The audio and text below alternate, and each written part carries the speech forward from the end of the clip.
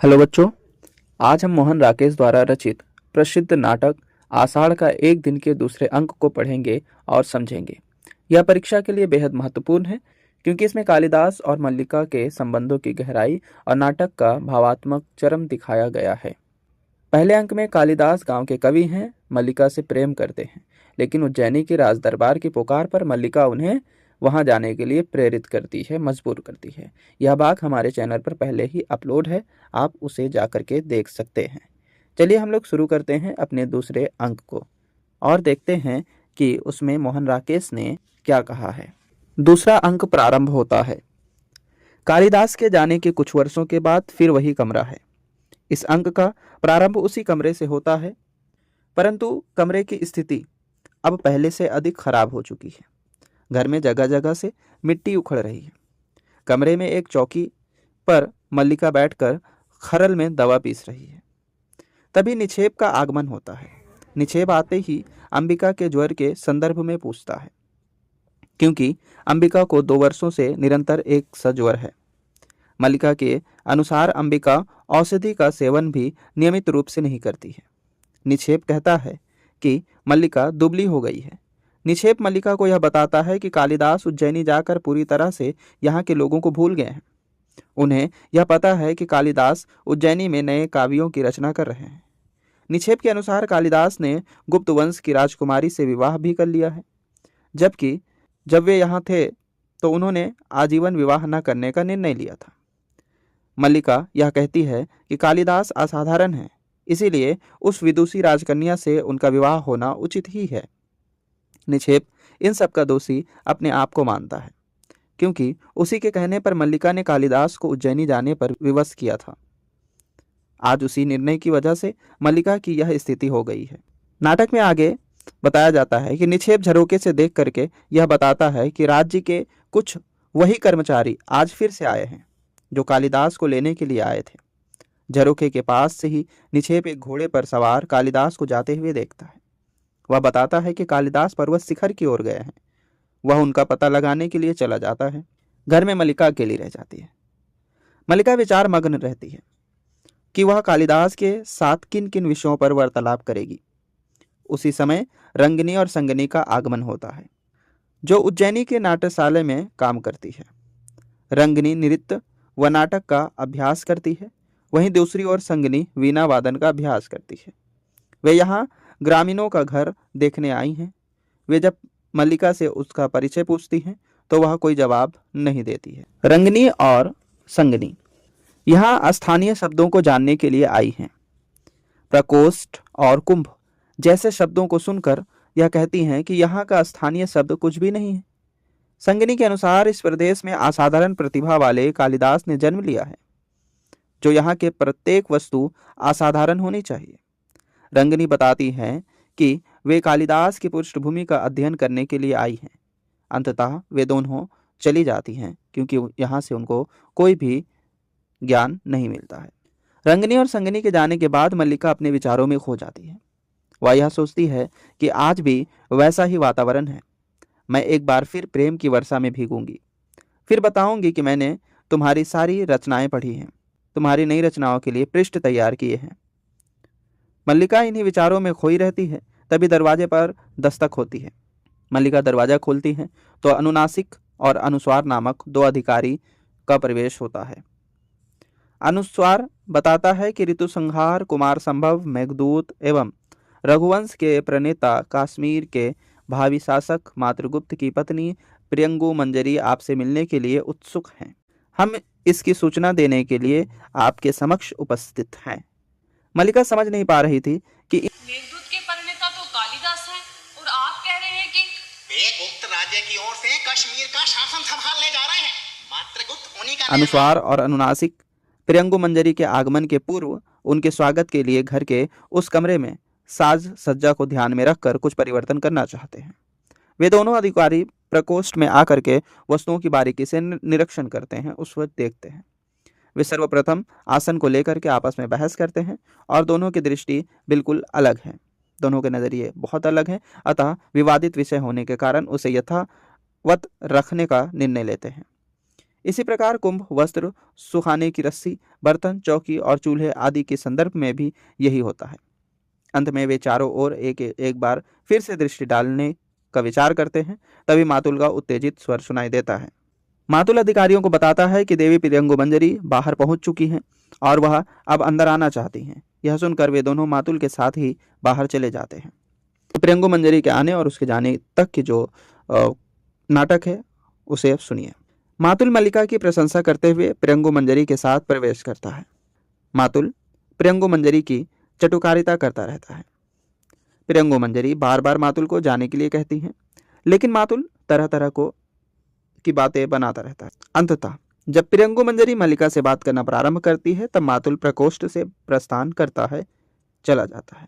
प्रियंगु मंजरी यह कहती हैं कि मल्लिका उसे अपरिचित नहीं लग रही है। मल्लिका अतीत करना चाहती हैं। तब प्रियंगु मंजरी यह कहती हैं कि वह यहाँ उसका घर देखने आई हैं। प्रियंगु के अनुसार मेघदूत लिखते समय कालिदास प्रायः इस घर की चर्चा किया करते थे। प्रियंगु यह कहती है कि उनके विशेष आग्रह करने के कारण ही कालिदास यहाँ आए हैं।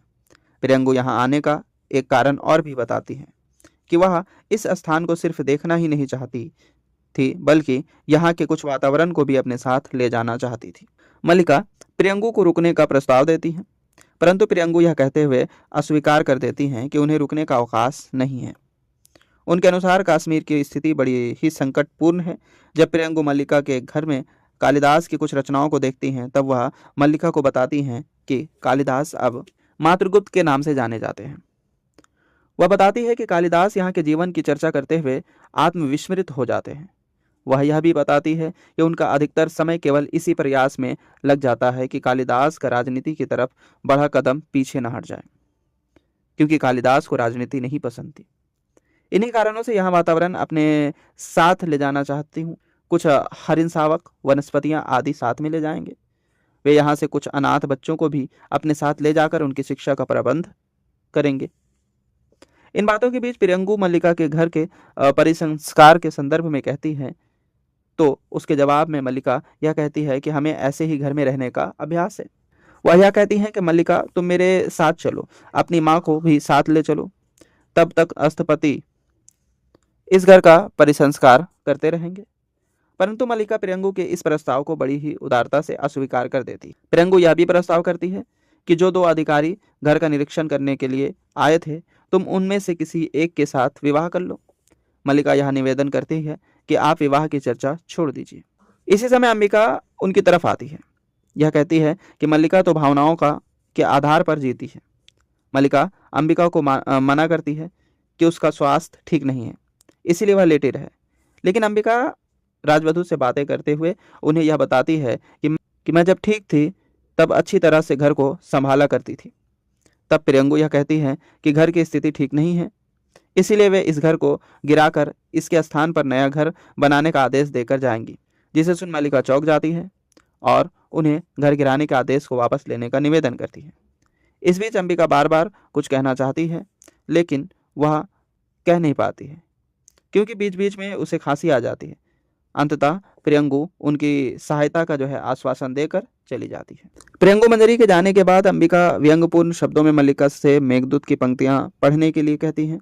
वह मल्लिका से कहती हैं कि कालिदास की जिस कोमलता की बातें वह करती थी, वह कोमलता अब साकार होती है। अंबिका कहती है कि आज कालिदास शासक है। उसने अपनी शक्ति और संपत्ति का परिचय देने के लिए ही घर की दीवारों का परिसंस्कार करने की बात की है। मल्लिका माँ से इसी विषय में बात करती रहती है। तभी विलोम बाहर से आता है। विलोम आते ही अंबिका से यह कहता है कि तुम क्यों नाराज हो। जिस घर में राज परिवार के किसी व्यक्ति का आगमन होता है वह धन्य हो जाता है। अंबिका कहती है कि हमारे वर्षों के दुख व अभाव झेलने का कितना अच्छा परिणाम मिला कि हमारे घर की दीवारों की अब मरम्मत की जाएगी। विलोम कहता है कि आज तुम्हारे बातों को सुनने का वक्त किसी के पास नहीं है। आज ग्राम का प्रत्येक व्यक्ति अतिथियों के लिए सामग्री जुटाना चाहता है, यानी हर व्यक्ति मेहमानों के लिए सब चीज़ इंतजाम कर रहा है। आज यहाँ पत्थर भी मूल्यवान हो गए हैं। ग्राम में आज बहुत उत्साह है। राजकन्या अपने साथ हरिण शावकों को ले जा रही है। यहाँ का कोई पेड़ पत्ता भी बाकी न रहेगा जिसकी अनुक्ति न बने। विलोम की इन सब बातों को सुनकर मल्लिका कहती है, इनके पीछे कुछ दूसरा प्रयोजन भी तो हो सकता है। विलोम कहता है कि यहाँ की हर चीज़ उनके लिए विचित्र उदाहरण की भांति है। एक कलाकार यहाँ की धूप में अपनी छाया को रेखांकित कर रहा है। इस बीच अंबिका कुछ कहती है और उसे खांसी आ जाती है। विलोम बताता है कि कालिदास ने यहाँ आना उचित नहीं समझा। इसे सुन अंबिका यह कहती है कि कालिदास को पता है कि अंबिका अभी जीवित है, इसीलिए वह यहाँ नहीं आया। विलोम कहता है कि कालिदास को तो कवि हृदय है, फिर वह ऐसे संबंध कैसे तोड़ सकता है। विलोम की बातें सुन मल्लिका विलोम को जाने के लिए कहती है। विलोम यह कहता है कि कालिदास के जाने के समय वह उससे नहीं मिला था, शायद आज भी वह यहीं मिलना चाहता है। मल्लिका विलोम का हाथ पकड़ उसे जाने के लिए कहती है।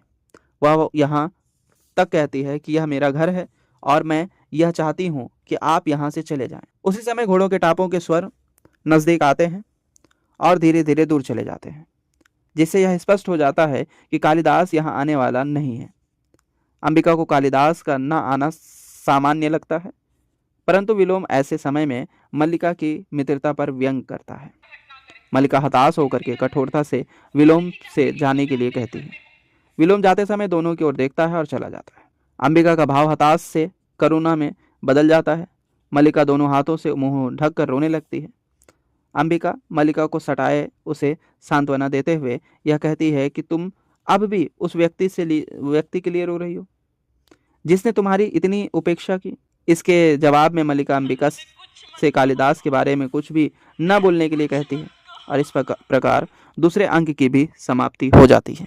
तो उम्मीद है बच्चों आपको समझ में आया होगा दूसरा अंक, ठीक है। और जल्द ही तीसरे अंक भी लेकर आएंगे। अगर वीडियो पसंद आया तो वीडियो को लाइक करें, चैनल पे नए हैं तो चैनल को सब्सक्राइब कर लें और तीसरे अंक को पाने के लिए आप तीसरा अंक कमेंट में ज़रूर लिखें। धन्यवाद।